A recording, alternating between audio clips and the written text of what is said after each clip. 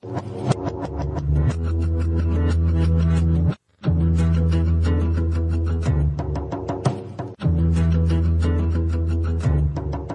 show do you do? It's called PolyCast. On the internet, is it?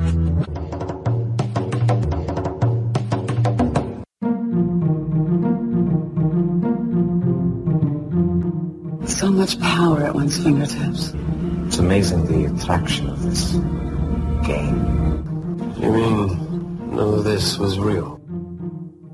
Welcome to episode 17 of PolyCast, the official podcast of Apolyton Civilization Site. I'm Wouter, known as Locutus on the forums, and I'm here with Dan. I know about her name is Anna, Anna is her name. Hi, she can ban you so hard. Oh, there you go. Okay. Don't quit your day job. Moving along. With us here is also, of course, Maki. Hello. And Imran is not here because we silenced him. Not before time. Yeah. Yeah. Not permanently, though. Nobody call the authorities. It's okay. Not yet. We'll get there. We'll get there. Sadly, we have two guest hosts for this week. The first one is Provost Harrison. Hello there. And Snoopy369. Hello. I'm assuming that everybody knows everybody here, but that could be wrong. I think I know everyone. I wasn't talking to you. As well as I'd like to. I like lists. Mackie will know this very well. Mm-hmm. Mackie's thinking, Twists on CivIV quotes, where you were to twist the quotes of any leader or saying in CivIV to suit a Civ series purpose. From DanQ, when I give food to the poor, they call me a saint. When I ask why the poor have no food, they tell me it's because we're building a worker. Yes.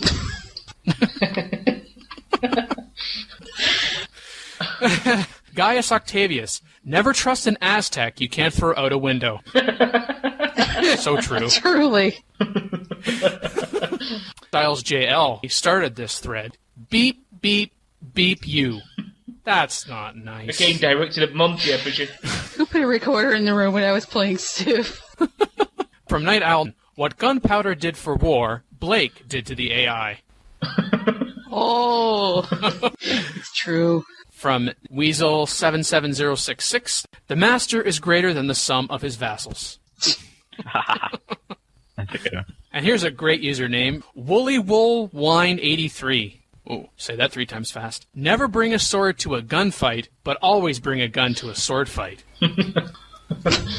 And we're unofficially changing the name of the Modcast for the next couple of months to Beyond the Swordcast. Ah, yes. A lot to go through this time. Maybe for episode 18 we will have a quiet week. Not until after Beyond the Sword. And then maybe we'll run out of Civ stuff to talk about. Mackie. It could happen. In the news, we talk about more Beyond the Sword news. Alex Mansaris was interviewed again, and we have news on the scenarios that ship with the game. We also have some CivIV news. The Canada mod was released, and then it's going on and on and on and on and on about on and on and on. Then I woke up again, and then I fell back to sleep again. Yeah. And we have a quick news item about a mod making competition for CivIV and Warlords. So guess who's gonna do the modcast? This week's Modcast, we talked about it's Beyond the Sword of Betrayal, Soren's original vision for the game. And what other things might bother you about CivIV? On the resources, we talked about what was most and least important sources. And that last segment leads us into our latest Research Lab segment, the question of quantitative resources. This week in the Senate, we talked about what to do with those great generals you generate, with some of our worst starts ever, particularly starts where you don't have any room to start next to somebody else. How to win a cultural victory. Plus, what type of victory we typically go for and why. And what's a very good city and specialized or not specialized. I just found it interesting that you would compare Warlords with Play the World. I never bought Play the World. There was nothing meaningful that I liked that it added, whereas I bought Conquest and I liked it quite a lot. To me, Warlords added particularly interesting new stuff that Play the World, other than adding multiplayer, I don't see the comparison there at all.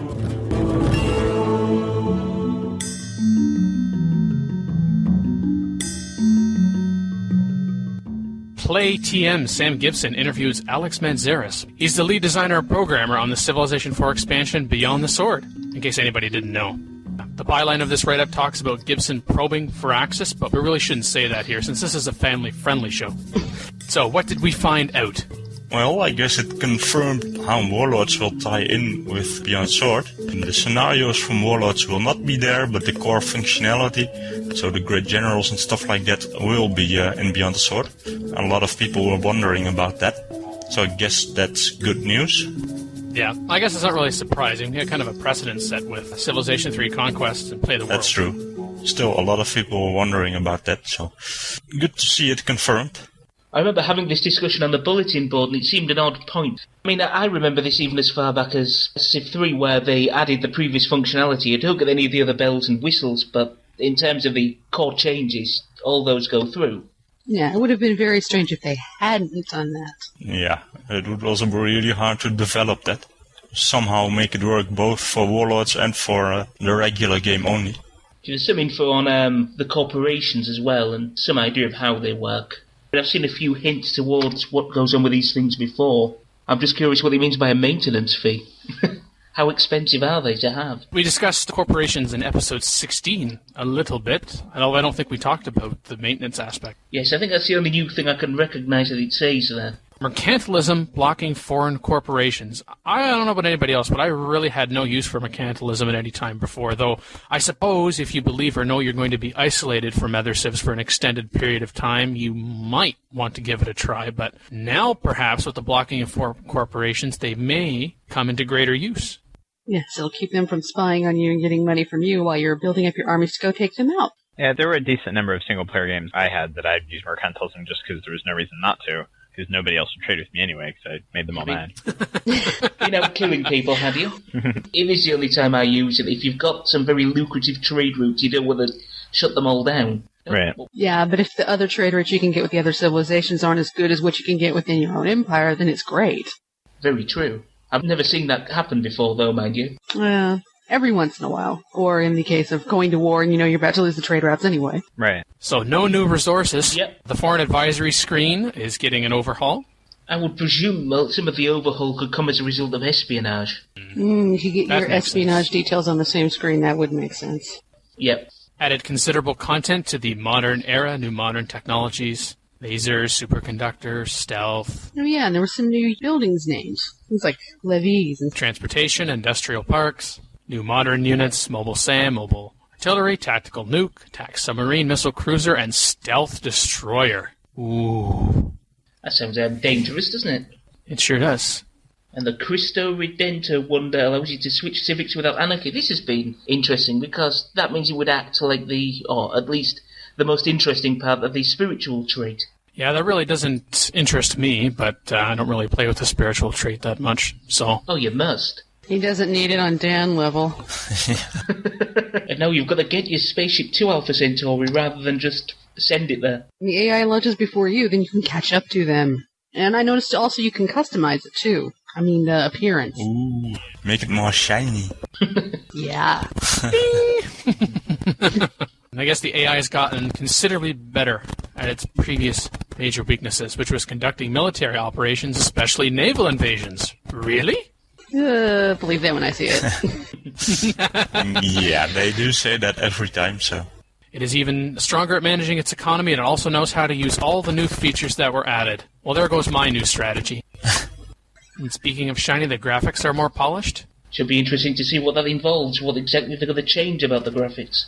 They'll probably be very subtle. I guess there'll be new world types and some new game options, such as the option to play as any leader civilization combination, which we talked about before, and it's optional. The option to trade away technology only if you have researched it yourself. That's going to make a lot of the people who play Diplo games happy. I know they play with that voluntarily. Yeah, this was clearly aimed at them. And the option to actually choose the religion you found when you discover technology. All right. Oh, finally. That's quite interesting, that. At least you won't always get Judaism or Hinduism dominating. You might actually get Islam, which usually tends to be banished to a distant corner of the world. Yeah, and Taoism, too. Mm-hmm. Yep. And I guess for those who play multiplayer, whatever that is, In multiplayer games, now all players on the same team can take their turns simultaneously. The problem with simultaneous turns, especially for those of us who play PTBS or pit boss games, is the simultaneous turns leads to a lot of abuses when someone at the end of the turn then takes another turn. So we'd rather play with synchronous turns, but then, of course, the game just takes forever. So I guess that sounds sort of like a compromise. And in Hot Seat, some people still play Hot Seat? What? You see the movement of any AI players that take their turn between the last human player and you.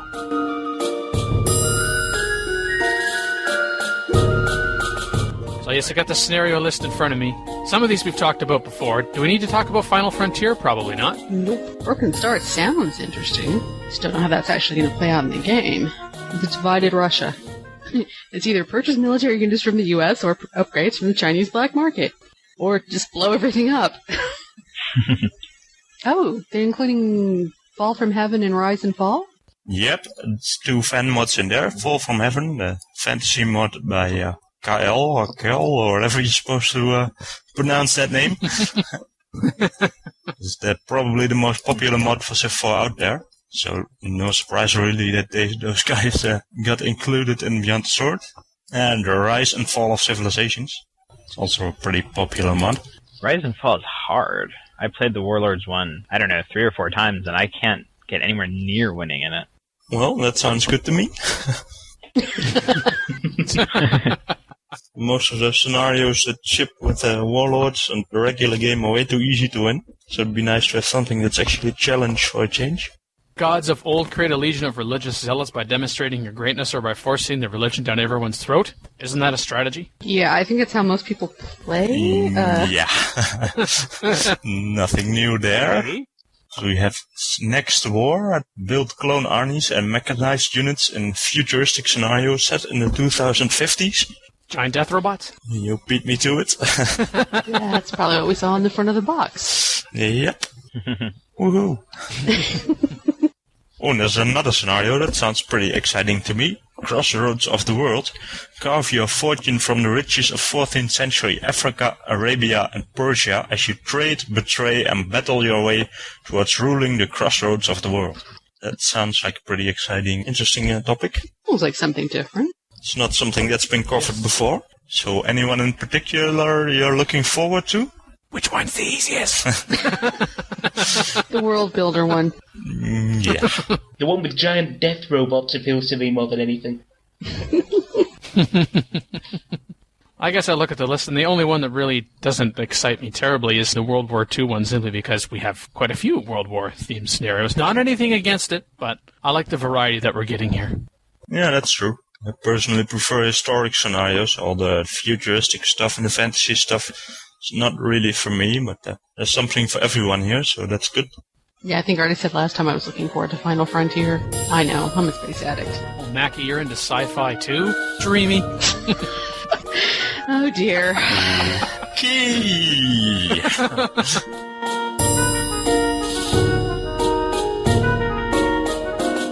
So, what about this historical Canada thing? Historical Canada? Oh, Dan. Dan. We have a few Canadians on the forum, I'm sure. 1 or 2 of them might even still have CivIV installed. I highly doubt it. Didn't everyone burn the CDs the day Civ 4 came out? Yeah, so this is episode 1, The New World, Canada. It's supposed to be the first of 3 episodes over... Is there enough history in Canada to fill out the whole 3?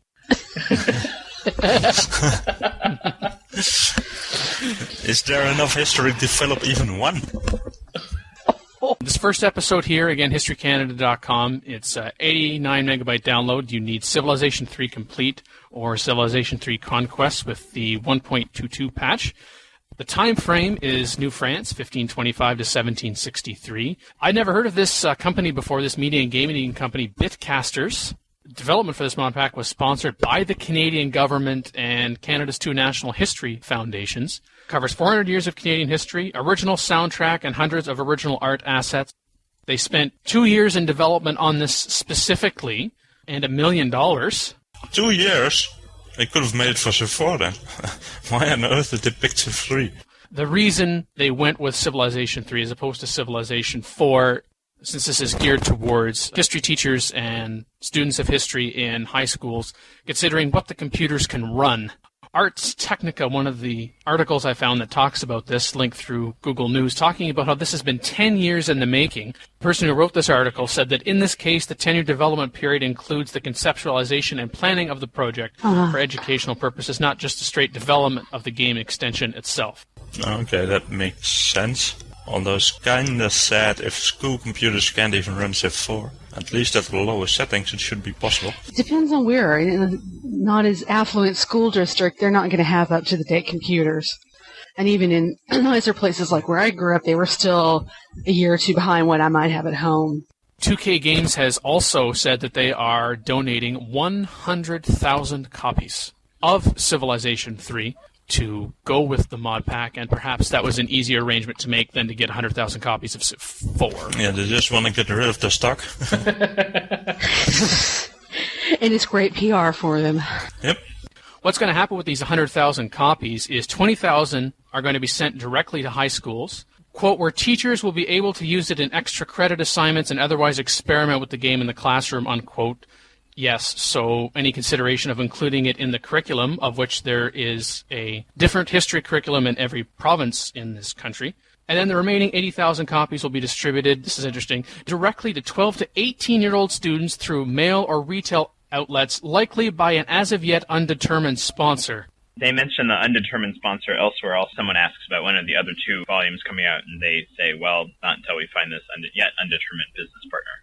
There were some earlier versions of the game that included the Iroquois Civ. They've been replaced by the Mohawk. As someone asked, I kid you not, desert is impassable, so there is no way for an attack to occur against an old world city.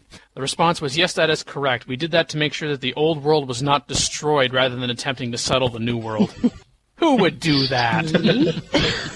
On the Mac version, just isn't the resources to produce a tested Mac version themselves, but Cal Burgess has kind of put out an open call. If someone gets a Mac version working, please let them know, and they'll help make it publicly available. So they have $1 million spent on this mod, which is, well, $1 million more than is spent on almost any other mod anywhere, and yet they can't convert it for a mod for Mac. Yeah, I was kind of surprised by that.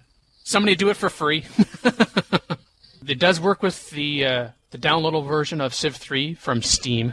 And as I said, the two other versions, taking players to the year 1896 through Confederation and the expansion of the West, so expansion of the West that's into the early 20th century. So these people got paid $1 million to make a mod. I must be doing something wrong. Yeah, where can we get that gig? Yeah, but it's Canadian money. It's about €20, I think. And that's true, that's true. I don't know. Wasn't there a thread in the off topic about how Canadian money and U.S. dollars are now one to one? Yeah, so that's about €20 then. Although at the time this was in development, the exchange rate was not so favorable. So it's 21 euros?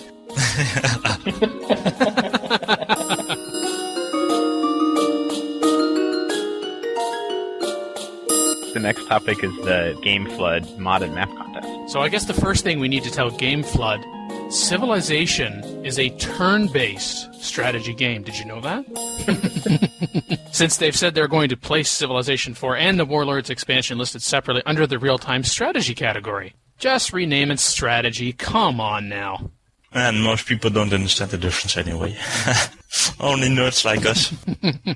So I guess you can win up to $25,000 in cash. Well, I'm going to rephrase that. There's $25,000 in cash and keyboards. Yeah, interesting combination. That's a lot of keyboards. First-person shooter and role-playing game categories. There's some older RTS titles on this list of 15 I noticed. Wow, like StarCraft. There's a list? There's a list, yes. Could you link that for us? Please, thanks.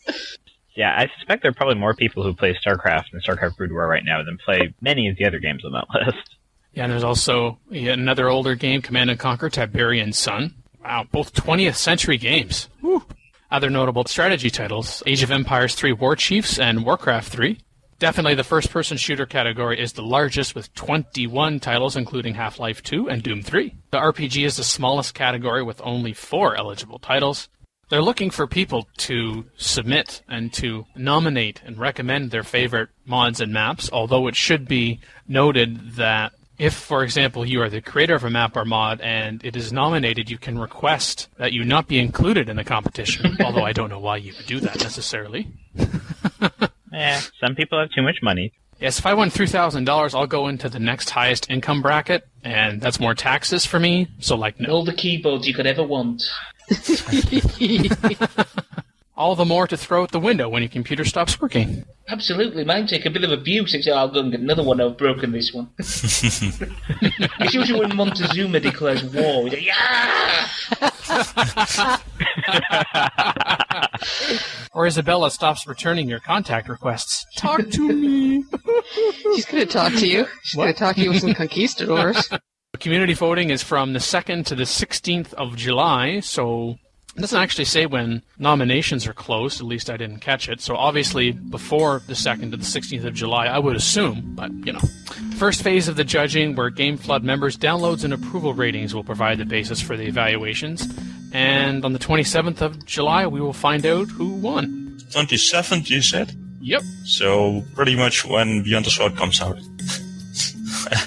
Good, we'll have a lot of attention for that then. We won't be occupied at all. No, dude, what? Contest? Where? Only content released or updated since January 1st of 2006 is eligible. I guess if you have StarCraft in the list of eligible games. I was released in 1965 or something like that. No. Got news? Email news@apolyton.net or send a private message to DanQ, Locutus, Illuminatus, Snoopy369, or Grand Patrol via Apolyton's forums at apolyton.net/forums.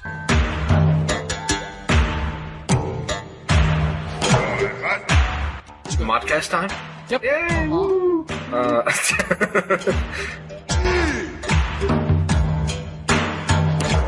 And welcome to the Modcast, where we talk about various hot topics on all the different forums that talk about Civ.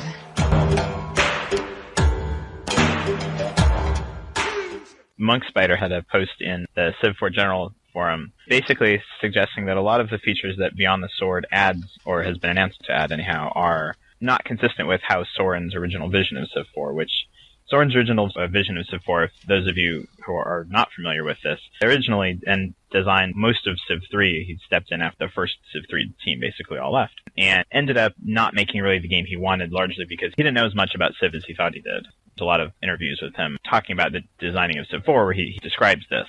And then basically after his Civ3 was finished and he realized, this isn't really exactly what I wanted, he sat down and made a much simpler, more streamlined game in Civ4, which had a lot of the stuff in Civ3 that made it sort of a little more messy, like the corruption model and the pollution and things like that. A lot of that stuff, he basically just said, okay, we're going to start out and make this a lot simpler. And Monk Spider here suggests that basically Beyond the Sword adds in a lot of that other stuff that he took out and makes it a lot more complicated again. Whether you agree with that or not, that's sort of his point. It adds a lot more units. The Civ4 had a lot simpler units. So he's suggesting with corporations, it's allowing you to run around to avoid the whole resource scarcity problem. Which, honestly, I always thought that Civ4 really didn't have as bad a resource scarcity problem as Civ3 did, but... Oh, and I agree with there. Maybe I remember a different implementation of Conquest. But anyhow, I guess I don't really agree with that. I tend to think that Soren's vision is a lot more complex than just a simpler game. If you want that simpler game, you can always play it. That's what Civ4 Vanilla is. Civ4 Vanilla is a very nicely organized, designed, concrete game. So the whole point of expansion packs is to add more. That's why there are still Civ4 Vanilla PTBS games that are forming. And that's great, and there are going to be a lot of people who just like Civ4 Vanilla. But then you add Beyond the Sword, and with Warlords, you add more stuff for the people who like that more stuff. And there's a lot of people, if you remember back in the Civ3 days, there was a lot of people who played, I don't remember the name of the mod, but there was the mod that basically tripled the amount of stuff that was in Civ3, which already was a whole lot.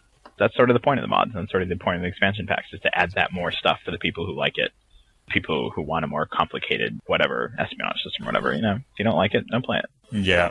And I always had the impression that he simplified it down also, so at the same time you could build certain select things back up into the game and make it more complex, but not necessarily the overkill that you kind of got with Civ3 and with some mods. Exactly. I think that's really the point here. Monk Spider explains about espionage, that was something Soren never intended.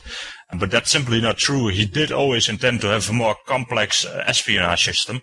Maybe not as overpowered as in CivIV, but he did always intend to have a more complicated system that ended up being in the game. But, as in pretty much any game, eventually you run out of time and you have to make some decision. And, he just never really got around to making a truly, truly good espionage system. And that's what's being added in Beyond the Sword. Or in theory, anyway. You have to know how it works out. The late game is tending to becoming a bit top-heavy. If it's really overboard, I don't know, but he has a little bit of a point. There's a lot of new units, a lot of new stuff in the late game. Monk Spider might have a little bit of a point there, but for the most part, I agree with Snoopy. Soren's vision is a lot more than just simplifying the game. It's more making it easier to play and get rid of annoying things like pollution, whack-a-mole stuff from CivIV, and more other unpleasant concepts. I honestly don't really understand the complaint about too many units, just because you don't have to build them. It's not like he's building units you have to build. You don't have to build a paratrooper, and more options is always better. Like Sid said, strategy game is only a strategy game if you have a choice. If there's one right way to play it, it's not strategy There's anymore. a point, and there's choice, and there's just too much choice. At some point, it just becomes trivial. It's about interesting decisions, interesting choices. If you have 20 units to choose from, that's not really an interesting choice. It's much more interesting to have 3 or 4 units to choose from. I don't think Beyond the Sword really pushes the limit. It goes beyond the limit. Yeah, but it is getting near there. I don't think a third expansion that adds a lot of stuff would really work. Yeah, we've typically not had that many expansions, but I don't know. Having more units, I think, particularly because there are so many different ways to play Civ. In the late game, you have the people who play very naval games, and you build a lot of Marines and things like that. You have people who play a lot of just massive land invasions. And I think that having all those different ways of playing means that you don't just have 3 or 4 units to choose from. You have to have that 20 or so different units to choose from so that all those different playstyles can all have a couple of interesting ways to play instead of the only way to play a water invasion is just to have Marines. That's not really a strategic decision. The decision was to make a Marine invasion, but having a couple of different units you can use on that means a little more interesting. Yeah. Well, in my opinion, the proof will be in the pudding, and it depends on what they do. They look more like they're designed to make the later age a little bit more exciting, and some other tweaks earlier on in the game, which I don't think sounds like a problem to me. The late game can be pretty slow. Yeah, there's that zone there right after you get into industrial, but before you start hitting the modern age, you're kind of like, bored now. Exactly. That's exactly it. If they're fleshing out that kind of era a bit more, that's fine. I think that's quite a good idea. Oh, come on. There's plenty to do in the late game. You build the United Nations, and then you get the global resolutions for adopting the civics, and then even after it passes the first time, you propose it again just to see how the votes change. That's interesting.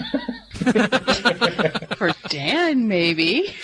Or you find the guy who built the UN and raise his city. That option. More my preference? I don't know.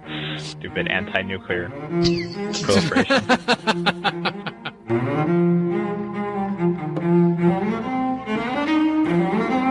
So maybe that kind of plays into the next topic. What bothers you about Civ 4? Yeah, I'm reading that post, and I don't know. I don't know how much this guy plays this game, but I don't know. He has culture mongers and economongers. I don't know how often I've ever played Great Merchant Strategy, but it certainly wouldn't go along with using great merchants to get you techs. I mean, his thing about specialist light bulbing technologies being a problem. A couple strategies that involved going for specific techs, specifically ignoring certain techs, and Warlords fixed that to a large extent, I think. But they don't really do that too often unless I'm way behind. See, what this thread suggested to me is that some people, they know the history, they know how history works, but sometimes they fail to remember that if you try and be too historically accurate and manage everything to historical precision, it ends up being a pretty crap game, usually. And I think there needs to be a certain amount of artistic license there.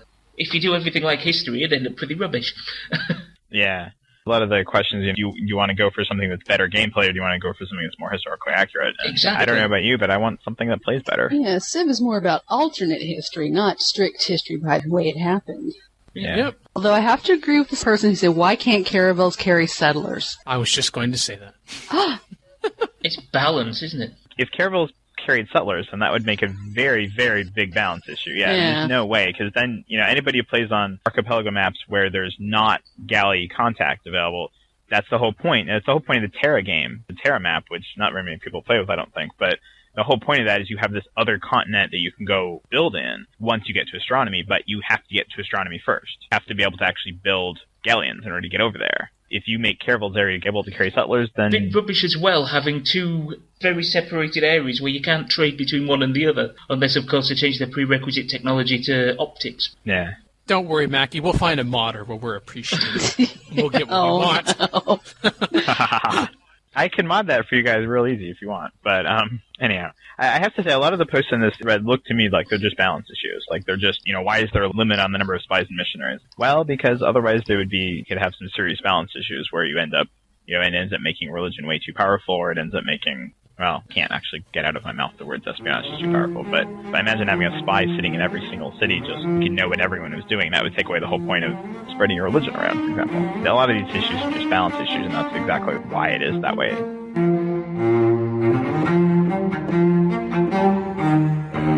Which are the most and least important Civilization 4 resources of them all? It depends on when, depends on the era, depends on what you want to do. It's so subjective. Depends on whether it's multiplayer or not. Yeah, I'll read his list off real fast. His number 1 was iron. His number 2, oil. Number 3, stone. Then his number 4 are the major food resources: rice, wheat, deer, corn, pig, which I guess is 4, 5, 6, 7, 8. Number 5, and marble, silver, fur, and gold, which I'll comment on them later. His number 6 is horse. Number 7 is crabs. Number 8 is ivory. And then the plantation stuff, so sugar and bananas and stuff like that. And then aluminum, and then uranium, and then whale. Copper, I have to say, not being on there sort of surprised me. But to me, number 1 and 1A, so 1 and 2 are probably iron and copper. And then number 3 is horses. His horse is essentially number 9 or something. I don't see it being that low. To me, if you've got horses, then you can do a lot of stuff. And honestly, iron, copper, and horse, if you've got one of those 3, then you're fine. If you have none of those 3, you're toast. Probably after that, it would be cow and then corn. I definitely don't see cow being lower than corn, because cow gives you a 4-2. If it's on grassland, it's a 4-2 tile, which is really good, and it's much better than a 5-0 tile, because it's a lot more versatile. And then probably after that would be stone and marble. Either one of those would be quite useful. Gives you that flexibility to build some wonders. And then after that, to me, would be the silver, fur, gold, sort of the generic happiness resources. After that, probably some other food resources. Probably want 2 or 3 other food resources eventually. Probably have ivory about where he does. They're sort of nice, but I'd rather have a stack of catapults than a stack of elephants any day. And then probably aluminum and oil after that. I consider aluminum and oil I'm going to get no matter what, because they're going to be somewhere on the map.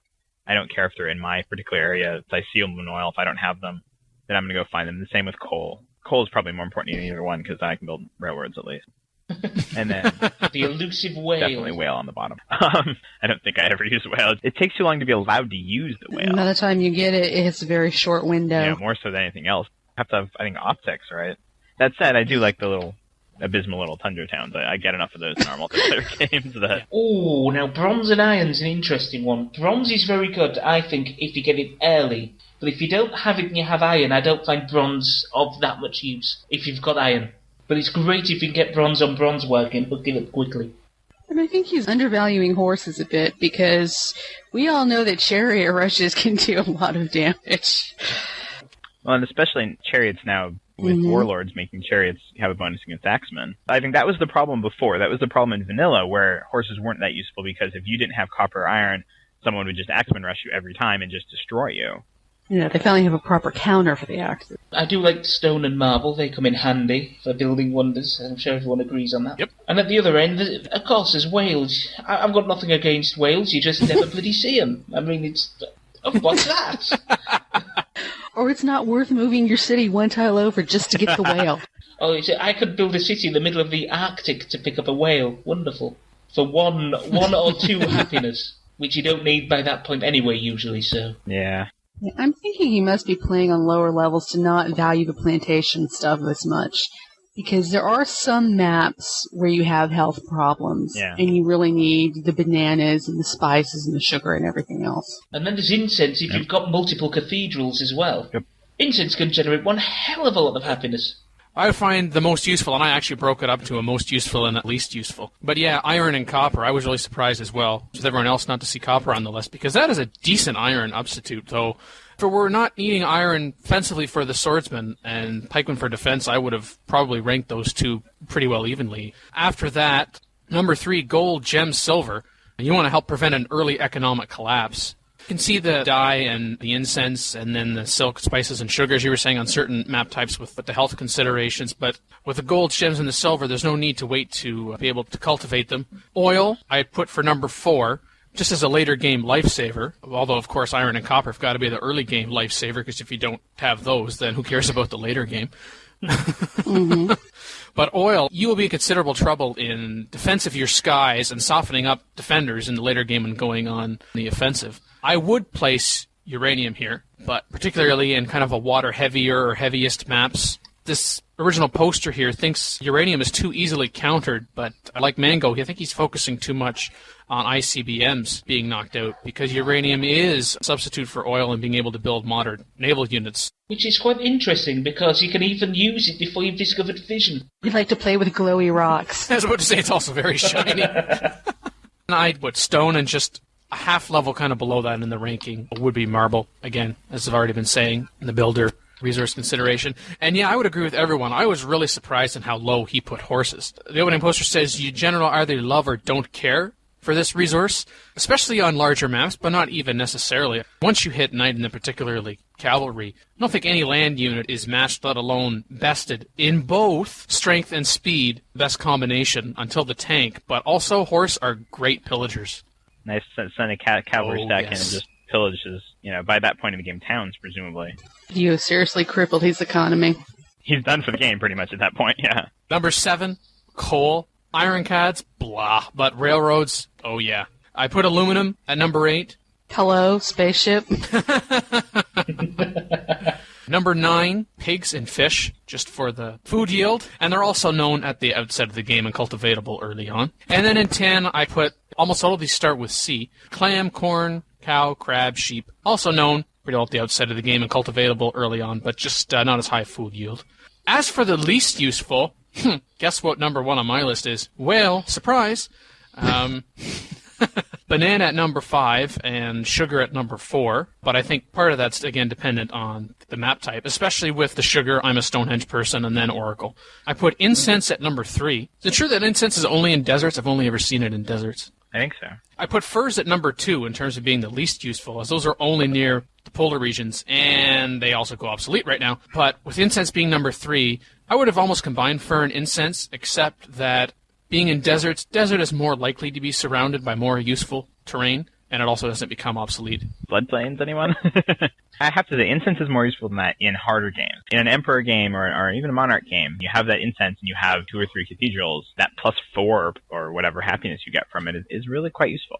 I guess one of the final interesting points, and I hadn't even considered this in the consideration of the most and least useful resources, is Steve the Novel brings up the hit musicals, movies, and singles, and Joe, you'd kind of alluded to those when we were talking about to get mass media and radio.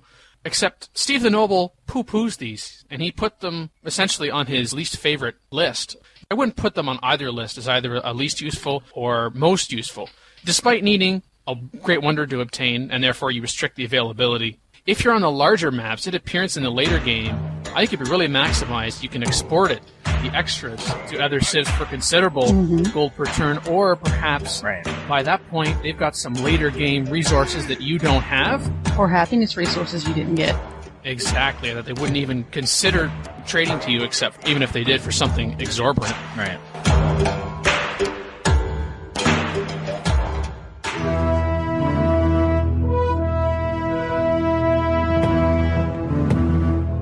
Research lab. Research lab. Also known as the Lab of Research. I feel like a scientist.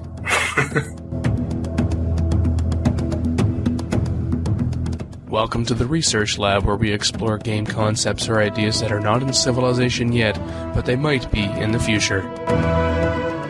So moving on from resources, the next topic is quantitative resources. Yeah, which I read into this topic and I went, oh, headache of micromanagement. I was about to say, did everybody love the long posts in this one? Yeah, and definitely, I mean, this is one of those Soren things. It goes back to that Soren's vision. Soren's vision was that it is not a headache of micromanagement. That was the number one point of the vision. Quantitative resources are, they're realistic, and there's certainly some strategy games that use them. But I don't know. I mean, I think that, it would be nice to have some benefit from them, but I don't think having, for every iron you have, that's an extra sword. Not only does that discourage people from trading the resources away, which that's, a good part of the economy in Civ 4 is that trading resources, and if you have a reason not to do it, It's already enough reason not to do it, which is you don't want other people to building swordsmen, adding yet that other reason, and just unbalancing factor. Can you imagine if I have 10 iron in the game and there's 7 players, start with 4 of them. I can build my swordsman that much faster, and also there's my neighbor next to me who doesn't have any iron. That's just massive unbalancing factor. That iron already is pretty significant unbalancing factor. Making it even worse is just not a good idea. I mean, the thing is, are these people asking for a game where they have resources which are quantitative, so they can produce X amount of this resource per turn, and maybe have a plant that can create 50% extra of a refined resource and sell it on or use it? But there's already a game called Colonization which does that anyway. So if people want to go down that route of that micromanagement, there's a game for them. Yeah, and a resource management like that, it's starting to sound like StarCraft at the same time, too, or Warcraft.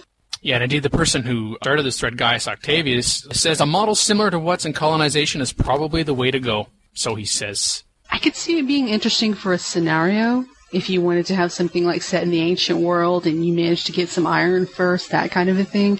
But for the base game, no. It sounds like too much of a micromanagement headache.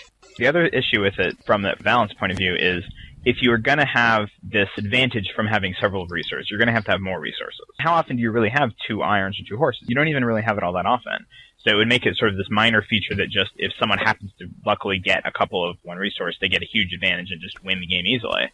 You'd have to have a whole lot of horses and a whole lot of irons so that everybody had 2 or 3 or 4. At which point it starts becoming, well, okay, then you can't really have a significant tile advantage from a tile with iron or horses anymore. You start going into all those balance issues where you have to have a bunch of horses, but then the horses can't give you 2 or 3 extra hammers. They can only give you 1 extra hammer or something like that. The balance issues just would be insane, I think. However, if these guys want to make a colonization mod, we'd be happy to see it. And this is from Verniers. The bottom line is he thinks this is a great idea and is desperately needed, but keep it simple and don't be afraid to use broad brush strokes. The rest of the game does, and it works beautifully as a result. One of the biggest things that seemed to come out of it is some person raised the concern of there are almost 40 different resources in Civ 4. As it stands now, the player has to keep track of their treasury, their research rate. Imagine the kind of player who would enjoy keeping track. Ooh, maybe we can get a little bit of spreadsheet action going on there. Yay, spreadsheet. User WW2 Commander said perhaps the best thing is to have a hybrid system where quantitative resources only applies to strategic resources, not food or luxuries. If you are going to implement this hybrid system, just how are you going to do that? And I guess the other big consideration is, will the AI know how to use this system? Obviously, if you're mostly a multiplayer person, you don't care, but... Yeah, I don't know. Try to teach the AI to do that. You've not seen good results. Wow. It's true. Yeah, we got mail. And it wasn't spam. That was the other surprise. Call in today. In North America, the number is 301-637-659, 301-637-POLY. And for Europe, 44-020-7871-7659, 44-020-7871, Poly. Or you can Skype us at the PolyCast. The only thing worse than being talked about is not being talked about. For more information on the show, including how to write in and how to subscribe to the RSS feed, log on to the official PolyCast website at polycast.apolyton.net.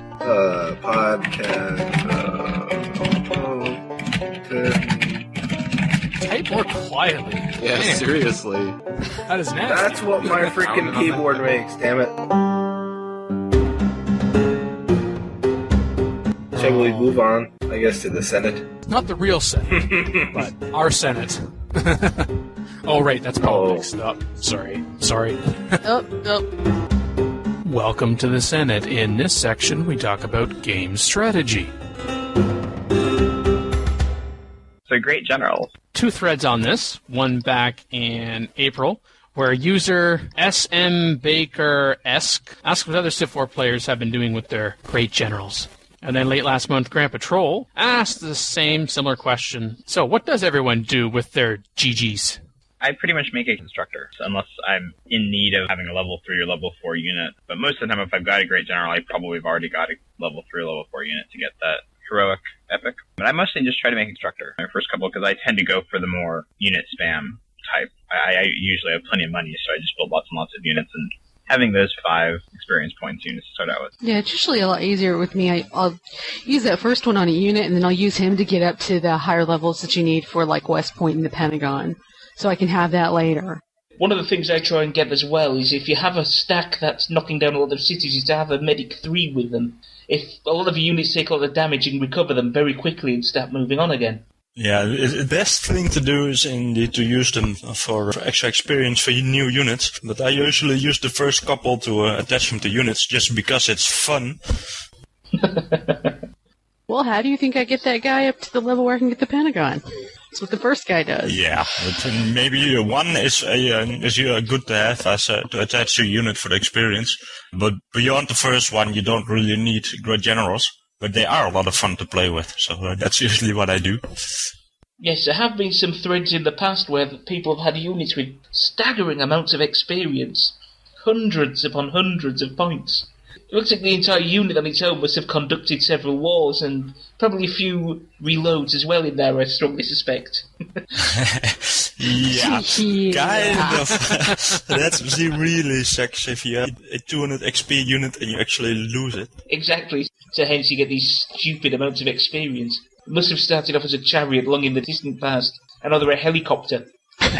Usually you lose a great general event. I mean, I guess maybe you do reloads, but even at a 95% rate on 20 combats, you're still going to lose 1. But it's just silly to only use your great general on 99+% combats, because then what's the point of having him in the first place? What's a 99% chance for my Warlord or regular Maceman can win most of the time anyway? Well, that's it. I generally tend to have one unit like that that's there to heal, rather than do much fighting. Well, yeah. I myself have never used a GG to upgrade unit to a Warlord. Pretty well go for military academies earlier on in the game for the plus 25% bonus to military unit production. Although if I get a great general later on in the game, might be interested to have them join the city as a great military instructor. But before then, if I want the plus 2 experience unit points, I'd just beeline for feudalism for the vassalage legal civic. I've actually never built an academy, because 25% just isn't worth it when you're compared to all the other. It's not cumulative. I mean, it's not multiplicative, it's just additive, so if you're running bureaucracy and you've got a heroic epic out there and you've got a forge and whatnot, it's it's like 3 extra hammers. Ooh, 3 hammers. That's not really worth all that much when I'm producing 30 or 40 hammers. The plus 2 experience to me is worth a lot more, and not having to run vassalage. I mean, I never run vassalage, because I'd rather be running, I don't know what I'd rather be running, but I'd rather be running something more useful than vassalage. Because, I mean, that's all it does. It's not really that useful, unless you're having money problems. Yeah, well, after the availability of factories and power plants, the allure of military academies diminishes enough for me. I'll switch to having them join as a great military instructor. Also, if I only fail to be the first to build the Pentagon wonder. That's always nice. Comes in handy. Yeah. The other interesting thing about military instructors built into your city are they get the benefits of representation and of the Sistine Chapel as well. Right. It's a little thing, but it's another incentive to build them in.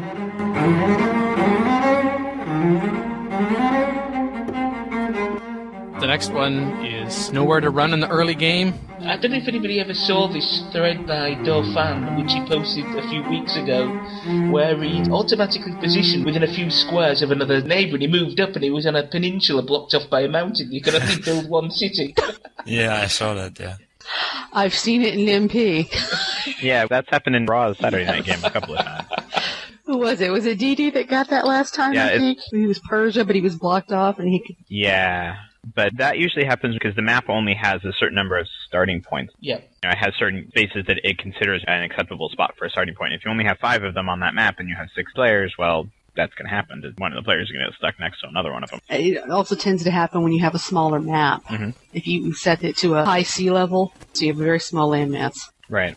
Yeah, that happens a lot on Pangea, I've noticed, as opposed to if you play something like Ring or Inland Sea and things like that. There's a lot of really good map types out there, and the different map designers spend a lot of time making some very interesting map types. Like Oasis. I got a contemptuous Oasis, eh? Cordelian asks, are there any other stories where the start has really left nowhere to expand? Do a custom game, dual-size map, 18 civs. Oh, yeah. I've done that. That's wicked. That's ridiculous. That's a game where you better pick a civ that has a warrior to start out with. If you're one of those scout civs, you're toast.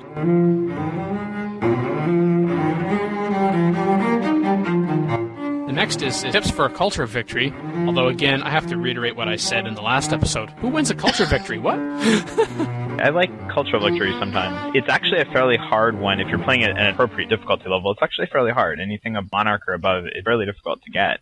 But it's quite a good challenge, especially when you know you're not going to win by space. As long as you can beeline for radio, that's the big one. Beeline to the radio and mass media. Getting those three wonders in the Eiffel Tower particularly are very important for that. I think the keys to me, I think there are, one, build as many religions as possible. Either get them yourself or get other people to give them to you, because you really need 6 or 7 religions in your cities. 9 cities is fine, because your 3 core cities all need to have cathedrals on them for as many different religions as possible. If you can get 6 or 7 cathedrals in your cities, that's an insane amount of culture right there. Plus, each one of the cities, except maybe your capital, probably has enough culture by itself. Yeah. But the other 2 cities should have the Hollywood and whatnot. They have to be reasonably productive cities, because by the end, when you're at maybe 30,000 cultures, 20 or 30,000 culture, you're going to be running just culture 100%.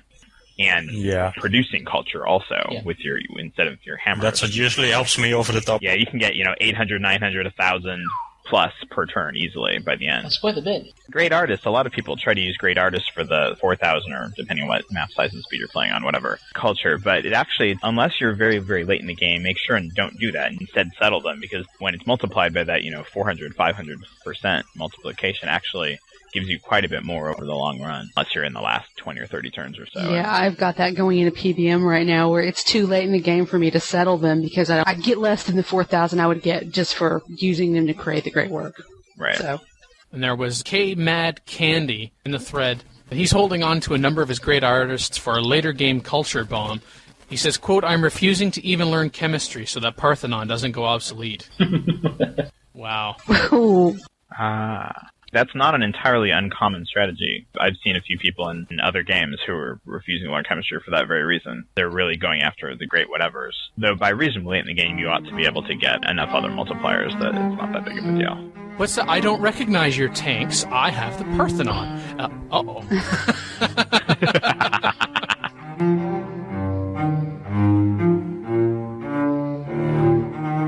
What type of victory, assuming you win, do most people usually either end up going for or end up getting?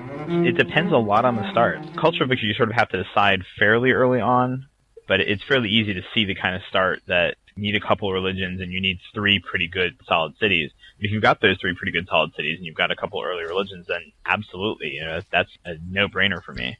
But Space Race is sort of the one that if you're getting late in the game and you're ahead of the AI a little bit in tech, then usually you can get that pretty easily, as long as, again, you've got a decent-sized nation. And domination is sort of default for me, I guess. It's that when nothing else, I'm not going to get culture and I'm not going to get Space Race, and I don't have enough vassals to win the diplomacy race. Domination sort of, well, okay, I'll build a whole bunch of tanks and go for it. That's also what you do when you're stuck in that little corner of tundra or plains. There's no good cities around you. Time for conquest. Oh, of course. Well, that's when you build a bunch of chariots and chariot rush for whoever's nearest early on. Dominate. Yeah. Usually end up going for a space race myself. Just usually the fact that I'm a bit of a science whore, so to speak. So I like to accumulate technology to get myself ahead of the game. I'm usually diplomatic, or secondarily score in time, all tying into my typical builder strategy. Now with Warlords and with vassals, diplomatic doesn't really happen very often for me. Just because if I'm going to get diplomatic, I essentially need to with a bunch of vassals, because I tend to go for an early religion and tend to make people a little bit upset about that. And unless you get a whole bunch of people with a religion, the only way you're going to get it is by having a bunch of vassals, at which point you might as well go for domination anyway. Yes. No one ever likes me enough to vote for me in a diplomatic victory, so I have an elite core of people who absolutely worship the ground I walk on, and the others go, not him. So I've never had a diplomatic victory. Aww. No one likes me. I'll let you share one of mine.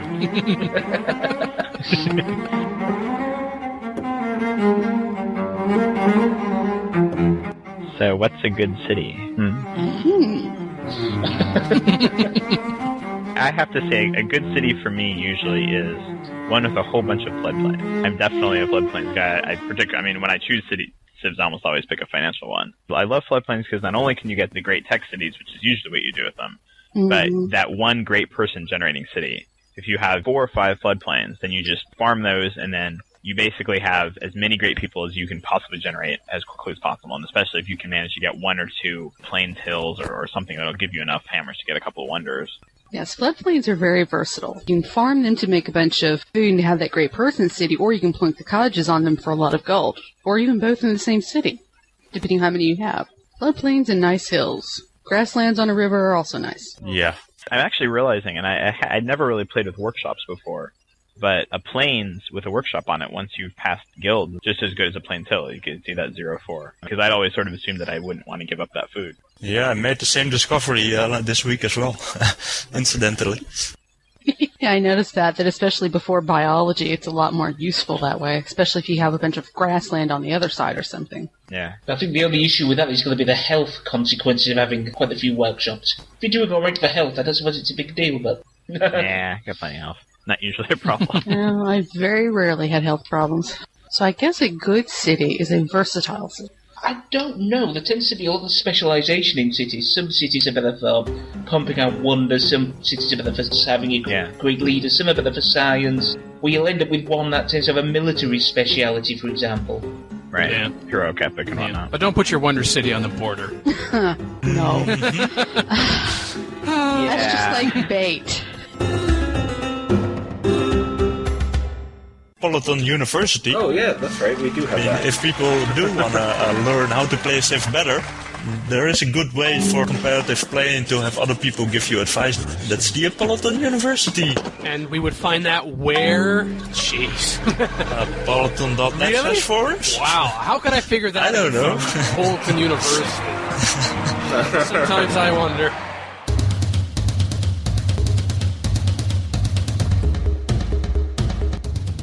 This is from Gaius Octavius.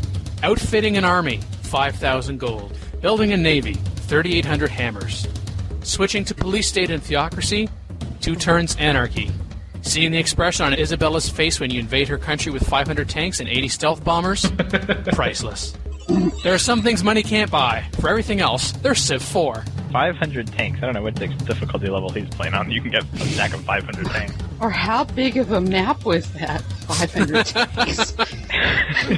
Yeah. Still say I'd probably want to use my stack by the time it got to 100. And then you're going to upgrade them all. Overkill.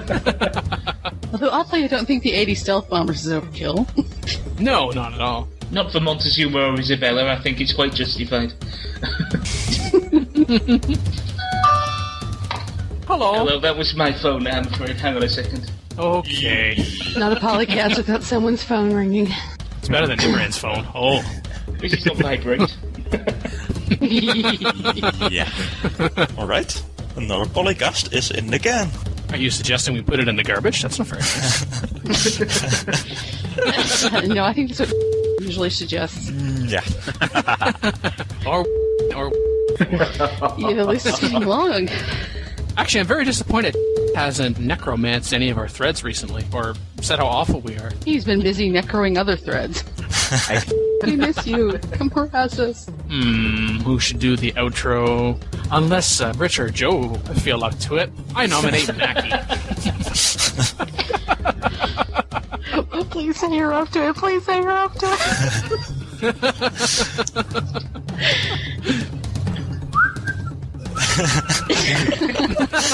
Insert cricket sound here.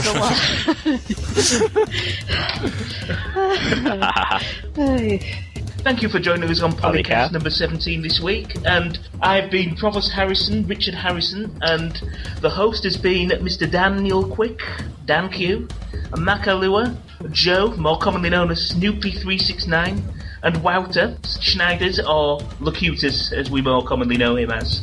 Rich, was this as good or better than you remembered it from the last time? It was. I can't remember the last time. It was good. It was good. You blocked it from your mind. And Joe, do you like listening to the episode? Assuming you've listened to episodes. No, it's not really like listening to the episode, because the episode's usually a little bit more... Coherent? Polished? Polished. Not quite so much dead space. And you can't talk back at us either. Well, you can. Oh, I can talk back, you just can't hear. You are still on, and you will remain on the guest co-host rotational. You never know when the next private message will come from me. Don't answer it. Don't answer it. Just when you thought it was safe to go back into the forum. To paraphrase that famous tagline.